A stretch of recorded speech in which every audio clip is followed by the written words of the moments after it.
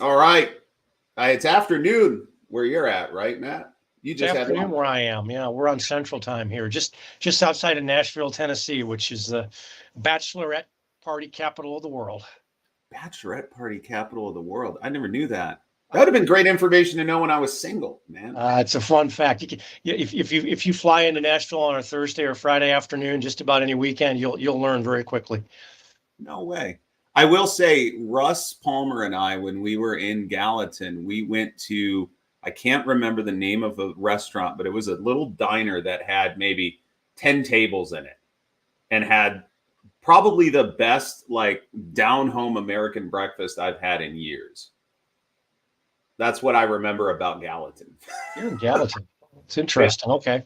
Yeah. I'll have to look it up and send you the link. But Yeah, do that, both him please. and I left and we're like, damn, that was a good breakfast. All right. So you're an interesting guy to interview because you have an unconventional career path that you've been following as opposed to everybody else that we've been interviewing here. Why don't you give us like the soup to nuts on your professional career and then how you ended up at ServPro? Yeah, unconventional probably is right. I've learned that in the ecosystem we work in. I came in a different way, and I function in a different role than most people do. Certainly, in the context of a very large and growing restoration and reconstruction company. So I'm a lawyer by training. Okay. I practiced in Chicago for a number of years and made partner in a very large law firm, and then realized quickly that's not what I wanted to do. I wanted to be much more attached, much more attached to the business end of it than just the legal piece. But as an aside, quickly, I also grew up in the Detroit area. Oh, right Right. on. I think you made this comment once, one of our meetings. I think it arguably is the hotbed of restoration, given all that's grown up out of there. But many of us have moved, different places. I never knew anything about it when I was there. Um, but then I went into work with a very large franchise organization, Yum Brands, which owns Taco Bell, Pizza Hut, and KFC around the world. Oh, wow. And I was initially a corporate lawyer, but I learned franchise law very quickly, and was a member of the executive team at KFC and at Yum Brands both, um, and did that for a number of years. And this opportunity came around to come join ServPro. Didn't know a whole lot about restoration at all, frankly. I had to learn as much as I possibly could out there, and there are not a lot of companies out there with public disclosures to learn from. So it wasn't the easiest thing to do. You really, it's very much of an internal inside baseball game. Not a lot of publications, not a lot of articles. Certainly it wasn't 12 years ago when I started in this area. But when I came to ServPro, it was owned by the Isaacson family, a classic founder-led organization story, second generation. I had the great privilege and honor to meet Ted and Doris Isaacson, the founders of ServPro, and work with them before Ted passed away a number of years ago. But worked closely with the second generation of Isaacsons and learned a lot about this business. And frankly, I can tell you, it's a whole lot more fun being in restoration than it is in restaurants. Restaurants, you get so far, but this is a much more complex model, a lot more going on here, especially when you layer on the whole reconstruction piece, which I know a lot of our restorers have been doing for many years, but at ServPro, it's a relatively new direction for us. For years and years, we preached stay in the restoration area. It's what we're very good at. It's what we built the business on. Go into reconstruction at your own peril. It's a very different business model, very different set of risks and opportunities. And it really hasn't been, it's been over the last 5 years that we've made an aggressive move into reconstruction. It's been working out great, but that's the trajectory of the company. And then 5 years ago, just short of 5 years ago, Blackstone, a private equity firm, bought a majority interest in our company, and things changed overnight. And it's been just a tremendous journey for us. Blackstone has been wonderfully empowering for the company and for the franchises, by the way, because at the end of the day, that's what we here in Gallatin, Tennessee do, is we support our franchise network of over 2,200 restoration locations in the US and Canada. And at this point, I think we have in the U.S. Just north of 800 owner groups. So that's our job, to provide them the brand, the operating system, and the training and support that they need to be successful in the restoration and reconstruction arena. Right on. So with what area of law did you practice in initially? Like, where'd you start? I'm just curious. That's funny. So I started doing federal tax at a very large federal tax firm Wow. many years ago. And then I morphed into corporate. And then when I got to Yum Brands, I handled all the public company functions, all the M&A acquisitions, SEC reporting, things like that. Long time ago. Got it. And then you've been, so timeline, right? ServPro 12, 13 years, correct? 12 years, yeah. 12 years. So why do you, yeah, obviously I always joke, none of us were sitting in a sandbox at 12 years old going, I want to, suck water out of basements, or, like we all end up here through some weird story. Why, what keeps your head engaged with the restoration business? Because you're an intellectual guy for sure. And there has to be something that keeps tickling your brain over and over again that keeps you here. So when I look at it from a macro standpoint, it is a wildly opportunistic business. Mm-hmm. We've engaged some of the very large consulting firms of the world, the Bains of the world, to look at the market for us and to understand it better. And when you do that and you take 30,000 feet up in the air, you realize the opportunity that exists for restorers right now. It is a very, very large and rapidly growing market segment, mm-hmm. both restoration and reconstruction. And it's a highly fragmented business. If you think about it, we think ServPro represents somewhere, I don't know, in 7 to 10% of the restoration world. Different people can quarrel with that with different studies. But at the end of the day, there's just a lot of independent players out there doing it very well. So there's a huge opportunity to grow your business. It's not nearly as competitive, I think, as the restoration business. The restaurant business. If I'm selling a cheeseburger, I'm taking it away from somebody else who was selling it. Yeah. And that our business model here is growing rapidly, both on the residential and commercial side, and the opportunity to expand is always there.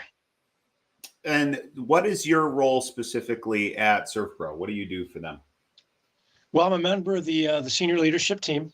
Okay. And I'm a chief legal officer. I'm responsible for all legal risk and compliance matters. I also head up the government affairs and regulatory group. So all of the traditional state, local, and federal government affairs initiatives is within my responsibility and that of my team. Got it. Hence probably why I'm involved in the RIA the way I am.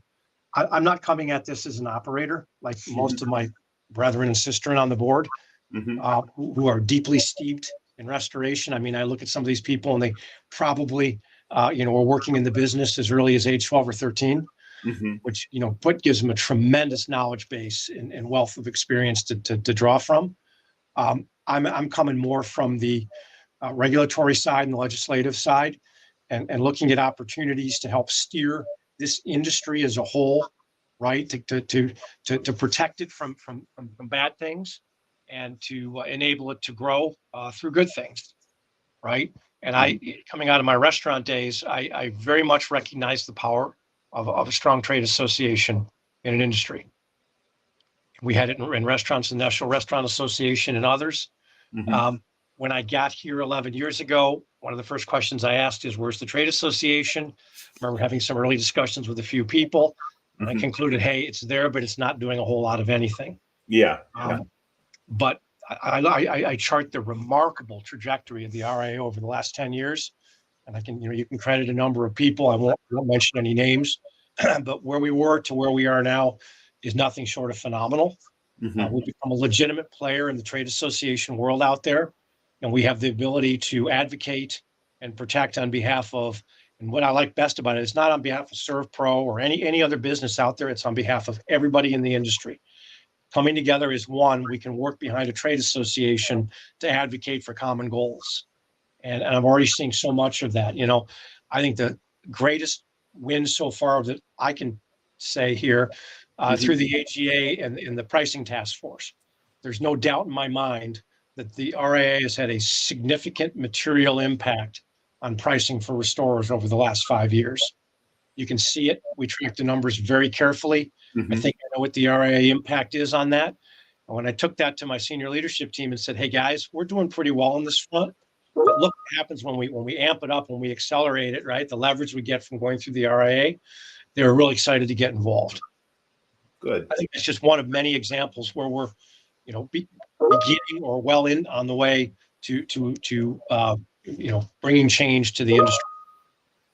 And what, you sit with me on the board of directors, but you also hold a chair for the legislative committee, right? Did I get that right? Yes. So we're a committee of the AGA, Okay. subcommittee of the AGA, and it's legislative and regulatory affairs piece. Mm-hmm. And this was fun because we really had nothing here. Gosh, a year and a half, 2 years ago, we had to start from scratch on this. Mm-hmm. We had to go out and poll membership and figure out what was on people's minds and what their concerns were. I have a group here at CertPro. We've done a fair amount of this work initially, but I wanted to make sure we were doing it right, and we were concerned about the same things as other members of the RIA and all the various areas that were being impacted in. Whether it's insurance related, whether mm-hmm. it's consumer deception, consumer fraud types issues. And we came together and we came up with, I want to call it 8 to 10 categories of issues that we're seeing primarily at the state and local level. There's mm-hmm. not a lot of federal legislation that's impacting restoration right now, except some of the agency stuff, asbestos, lead paint, and things like that. All the action is at the state and local level. Okay. We pulled together what I think was a really, really good group of people from across the industry, large companies, medium companies, some small, that joined the task force to make sure we were directionally correct, and pulled together our initial read on the various states and locals where legislation is pending. And we're mm-hmm. able to get a better sense for what's out there, and looked at a couple of the high profile things. And now I believe we're in a position to effectively monitor these categories. So we've done the hard spade work. Now the question in the work is going to be monitoring, and then deciding phase 2 of this is where to put our advocacy efforts and dollars. When we start to see legitimate threats to the industry and all of our ability to do what we do, mm-hmm. then we can start advocating towards avoiding some of these results that we think are unfortunate, or on the other side of it, looking opportunistically at ways to push the industry in the right direction.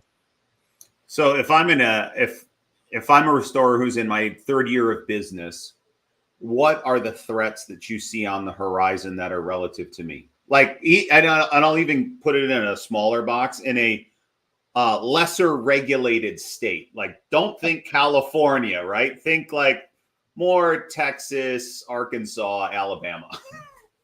So you're going to be surprised, and I was too, that the traditional red states out there are not always the least regulatory states. Really? Florida's a good example, and I love Florida from a business-friendly climate, but they got a lot of regulation out there. I will say they do, yeah.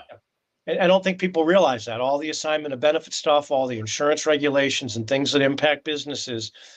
Our job, I think, is to find sharp edges out there that could impact restorers, whether knowingly or not, and try mm-hmm. to smooth those out as best we can, working with all the different stakeholder groups that are involved, right?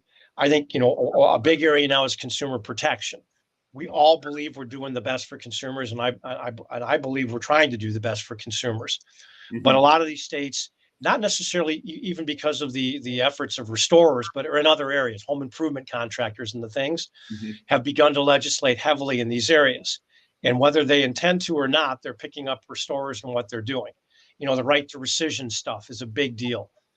So, the idea in some of these states is that a homeowner has 3 to 5 days rights to rescind a contract that they signed for home improvement, right? And any payments that they made.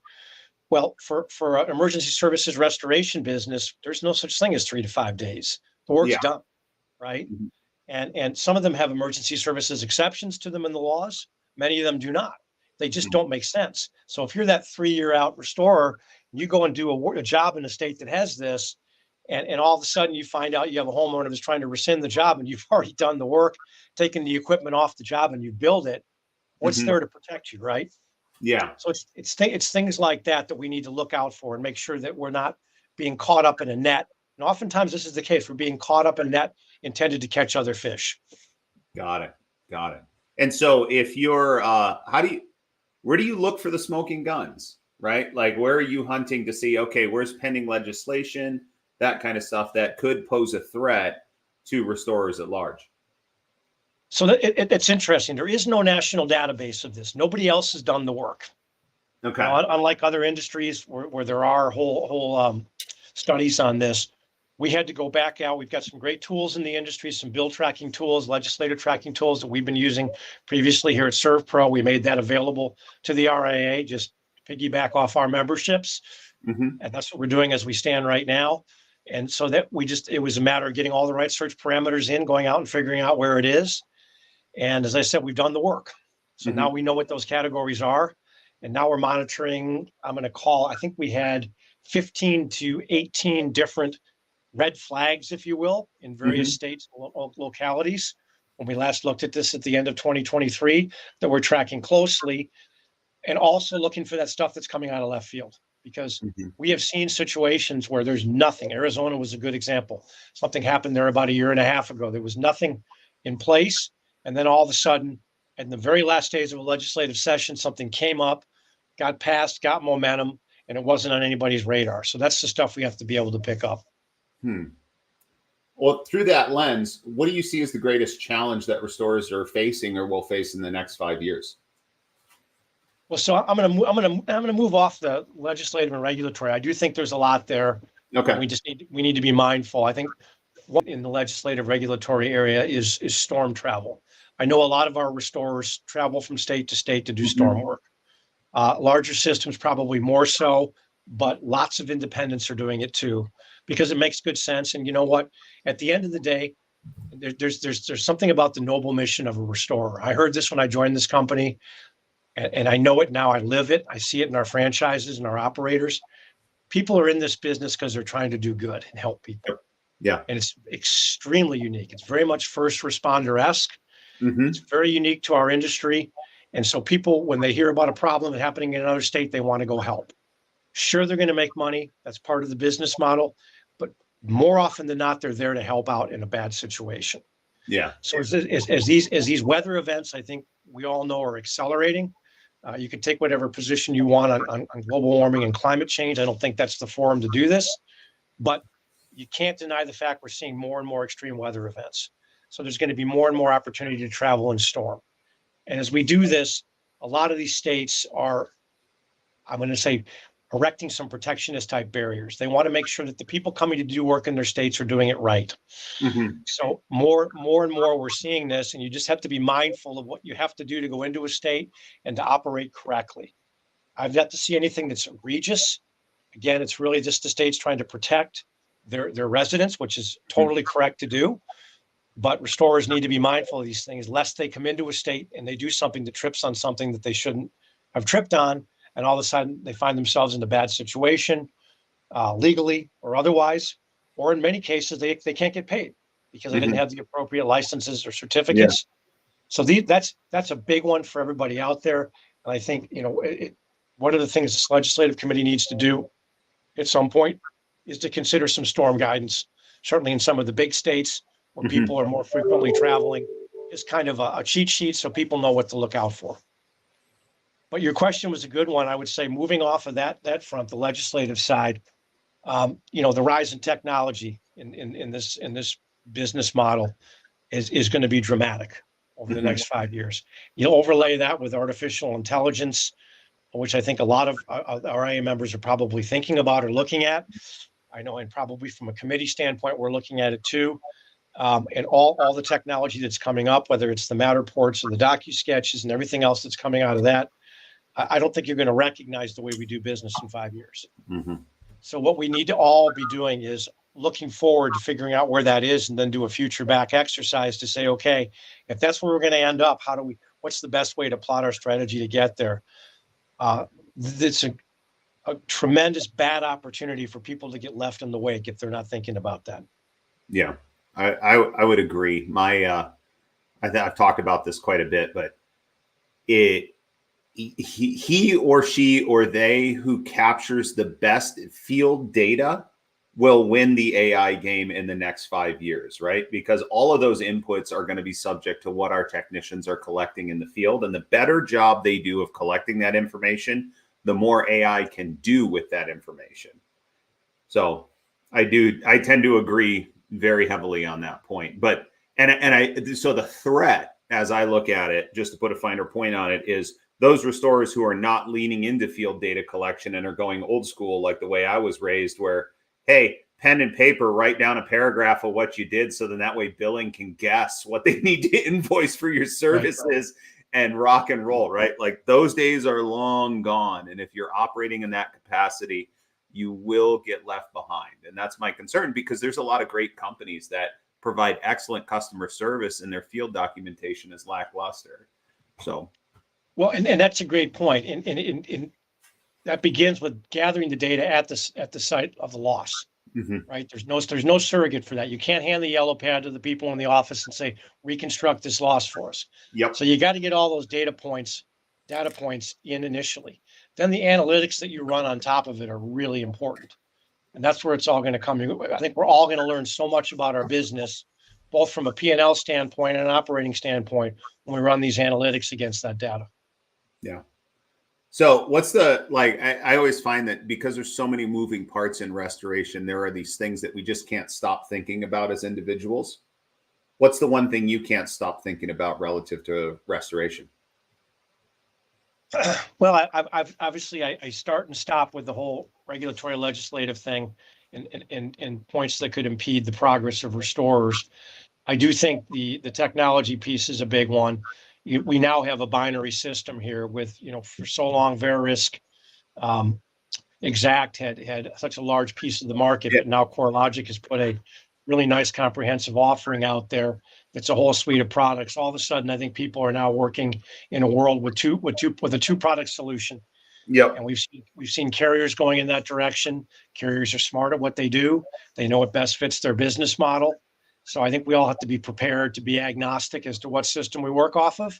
Mm-hmm. But it all needs to feed right into the data points that we talked about initially. We have to be able to be nimble in any world that we work in. But tell me, what keeps you awake? What are you worried about in the restoration space? The one thing I can't stop thinking about is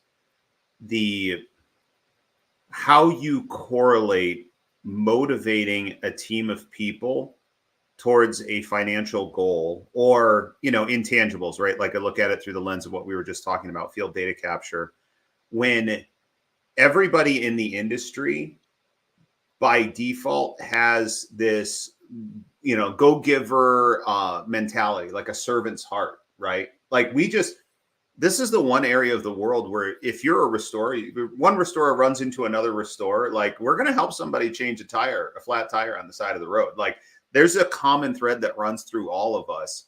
And I feel like over the past 10 years with, the technological innovations that have happened, we've tried to transform the industry, and that has just been put in the back seat.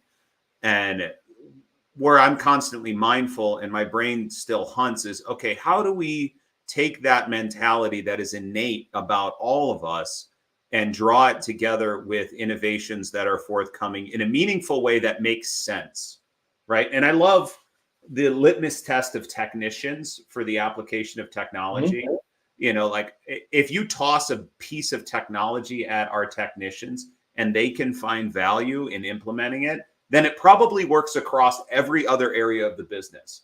But if it doesn't pass the technician test, like if they're just not, they don't get the bug, whatever, right? And with appropriate training and, onboarding and everything like that, then I'm like, hey, maybe it doesn't work. We need to go back to the drawing board and make it work for the technicians, because if we do that, then it'll work for everybody else. Yeah. So, and I think what you're kind of coming around the outside of this too is really cultural, right? Mm-hmm. It's becoming more and more difficult in these trying times when it's hard to hire people. It's very definitely hard to retain people. Yeah. Keeping that goal in mind of what's your company culture? Is it good? If it's good, how do you maintain it through all this? What does good look like too, right? Like what's good for us is different than what's good for Disney. Those are fun things to noodle on. I think that's right, but I think even within our business model, with the restoration industry, there's different cultural models that I've seen. True, yeah. And I think all of us can learn from everybody else. Mm-hmm. But if you look back 10 years, at least here at Servpro, on what our cultural model was, it's definitely evolved. Mm-hmm. but I like to believe in a very good way. But at the end of the day, it's all about keeping those frontline workers engaged, right? Hmm. Keeping those techs engaged, crew chiefs engaged, everybody doing their job, because if they're not getting the work done, the people that actually interact with the homeowners and the business Hmm. owners, and we're not doing it right. That's right. And I do have to say that, and this will tee up a question that's off my list here for you, but I did have the pleasure of visiting your facility there in Gallatin. This was what? Oh, it was a little over a year ago, and I came in very, very skeptical. Like, I'm an independent guy through and through, right? And I was one of the guys that was throwing shade on the green and yellow trucks and everything 10 years ago as a technician. And I found walking through your facility to be very, very humbling, because I could see in the design of it, the execution of it, the individuals that work there, how much care and attention was placed on helping your franchisees do great work for our communities. And I had to like swallow my own pride a little bit in walking through your facility and be like, all right, man, there's multiple paths, right? We're all aligned around a common goal, but there's multiple paths.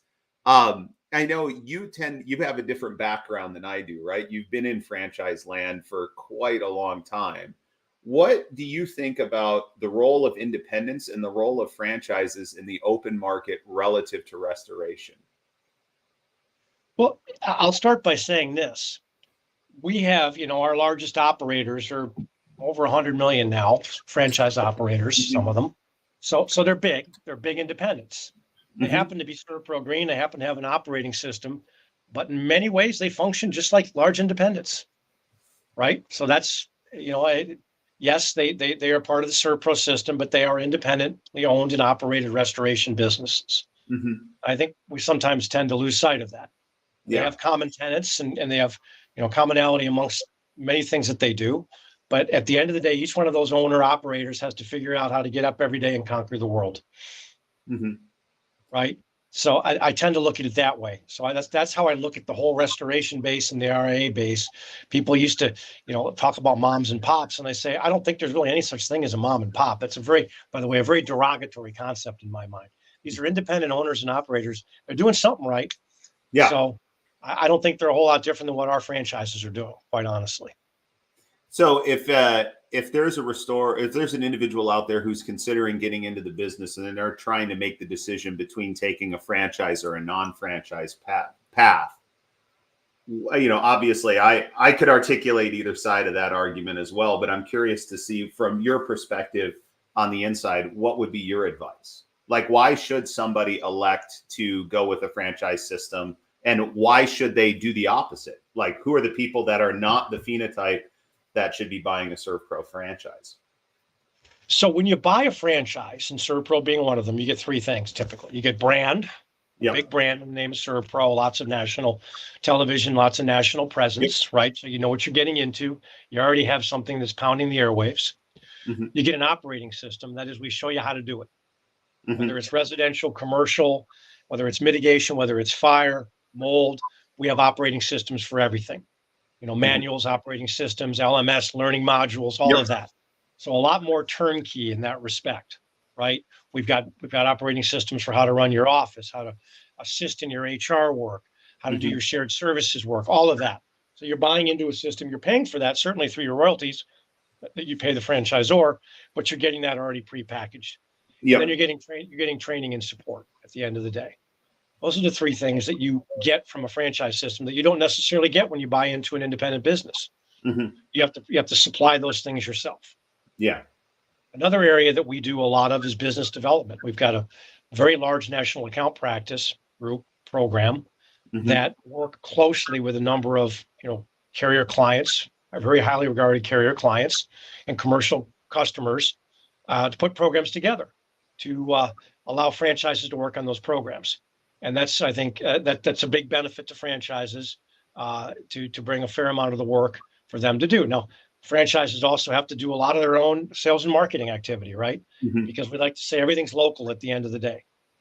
And so they've learned that a lot of their efforts are faced in locally, but they get a head start through a number of these national account programs that we bring to the table. And so who would you say is the wrong entrepreneur to buy into a franchise system? Like, who are the individuals you look at and you go, you know what? Like, the value's just not there for you and you shouldn't do it. Like, that's really what I'm asking. Like, who would you talk out of doing it? I'll be candid with you, and I'm not just limiting to restoration or my time Yeah, here yeah, at Servo, any place I've been. Somebody who's truly entrepreneurial that does not want to have a swim lane, does not want to have rules that they follow when operating their business, that doesn't want to have suggested operating guidelines. That's probably not the right person for a franchise. Got it. Versus somebody who says, "Hey, I want some guidance on how I do this. Yeah, I'm smart and I'm going to bring my own ideas to this, but I want some help. I want a cheat sheet, essentially. That's probably somebody who's more geared towards the franchise model." Okay, understood. And like dude, I had to ask, right? Because how often do we get these questions? All right. Why did you join the board? Well, that's interesting. Actually, Mark Springer is responsible for my recruiting. I've been talking to Mark for a number of years. Freaking Mark Springer. Well, Mark's done just a fantastic job for the RIA. I hope people have some appreciation for what he's brought to the table in so many areas. But I had talked to him early on, and I expressed, I'm not really sure that I'm ready for you. You're ready for me at this point. I'm not sure you're far enough along where it's going to be much of a benefit for us, or I can give you much of what I do. But then he, to his credit, you know how Mark works. He came back and said, "Okay, I want to show you some of the stuff we've done." I said, "Well, that's pretty remarkable. Okay, where do I sign up?" Yeah. And here I am. I guess I'm about 2.5 years in now. Yeah. Serpro's now an enterprise member, a proud enterprise member of the RIA.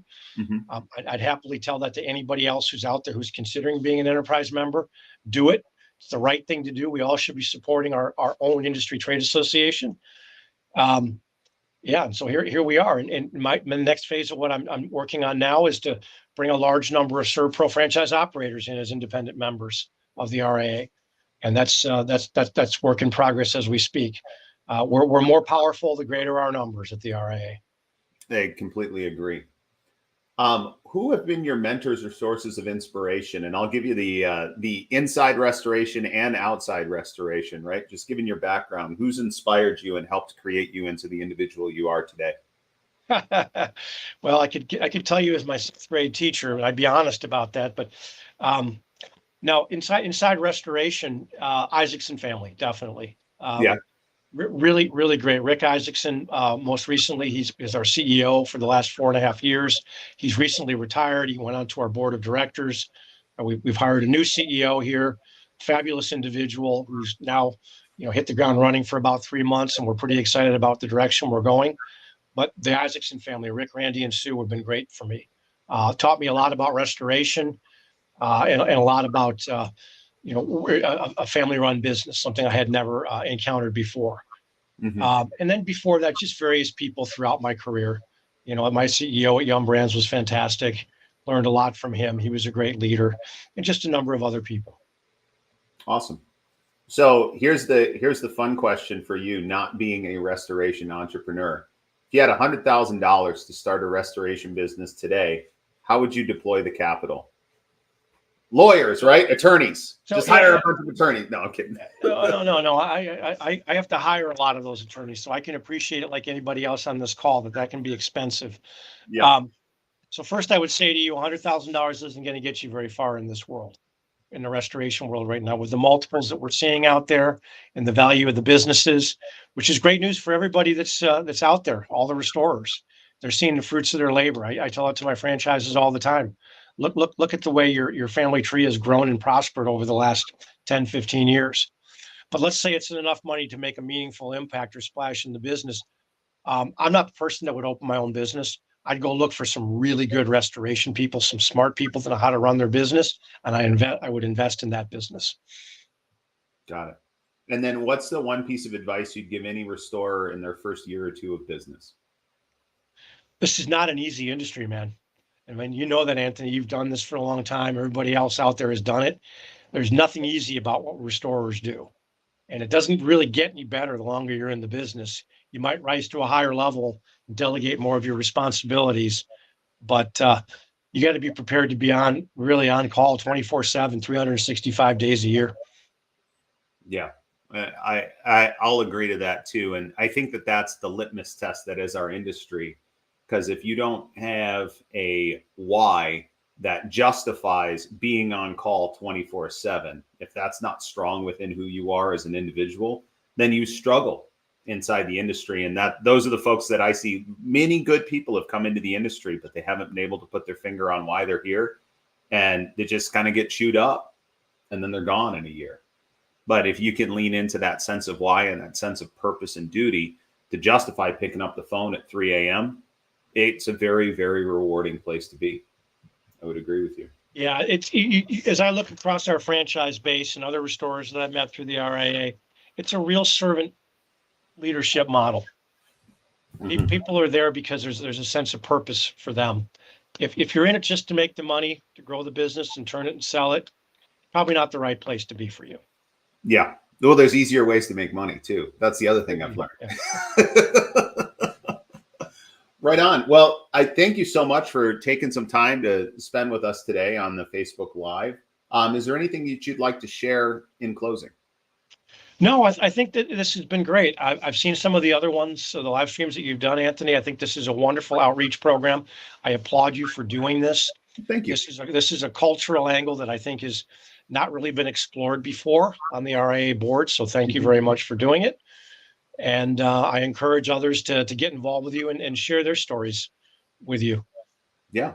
And you'll be we'll see you in Dallas, right? Coming up for the eclipse. You will see me in Dallas. We're going to be in force this year Nice. with a number of us. I believe Rick Isaacson, one of our founders, is scheduled to talk on the last day, and quite a impressive group of people there. I think from some of the other founders in the industry. So I'm really looking forward to hearing those stories. One thing I do love to hear in any business or franchise business I'm in are the origin stories. How did you get Yeah. to be here? How are you doing what you're doing? And I think that final afternoon, I believe it's Wednesday afternoon in Dallas, Yep. should prove to be just a remarkable session. I know I'm looking forward to it too, man. That's going to be great. Good. Awesome. Well, thank you so much for your time, Matt. I'll let you get back to your day, and I hope you have a great week. Thank you, Anthony. You have a great week also, and I'll look forward to seeing you in Dallas. Sounds great. All right.